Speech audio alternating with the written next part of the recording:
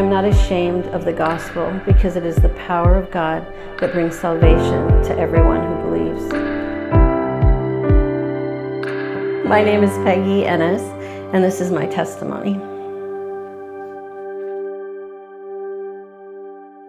I feel like my testimony is a love story because he's always loved me, but I didn't know how to love myself because I didn't really have parents who loved me in that way, you know, that being seen and being nurtured and being encouraged to fly, basically, to succeed.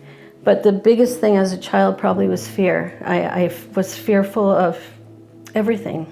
And I prayed my whole life. I would pray over fearful things, you know, pray, please, Lord, you know, help me through this or whatever. But I never really knew that he could take that fear from me, that I wouldn't have to own that fear anymore, that it wouldn't be a part of who I was.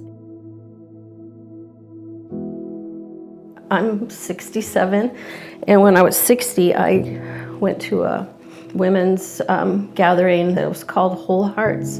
And it was basically getting in touch with your heart. And I told the Lord, I don't want to live this way anymore, this seeking after you, experiencing your love, just being so amazing, and then being in the desert again. But I kept doing it, you know, all through my life. And so I just basically spoke what I wanted, and he showed up.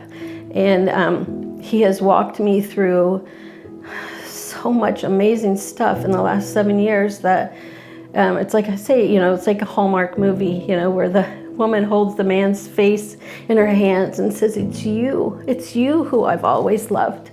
And that's, you know, at first when I felt like it spoke that over me, I thought, yeah, you know, it is him who I've always loved. But it was like, no, it's you who I've always loved.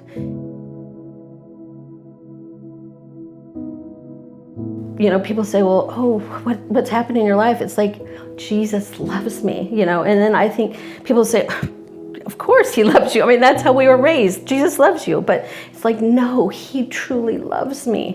It's like he knew every sin I would sin before I was even created. And he knows every sin I will still sin.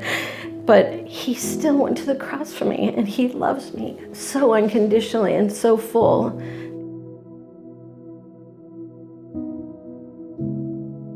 The little T truth is what I lived in my whole life, and now I live by the capital T truth that is from the Lord. And I'm not done yet. You know I still mess up. I still end up cycling and not looking up, but his small voice just tells me to look up. And there he is again, telling me the truth.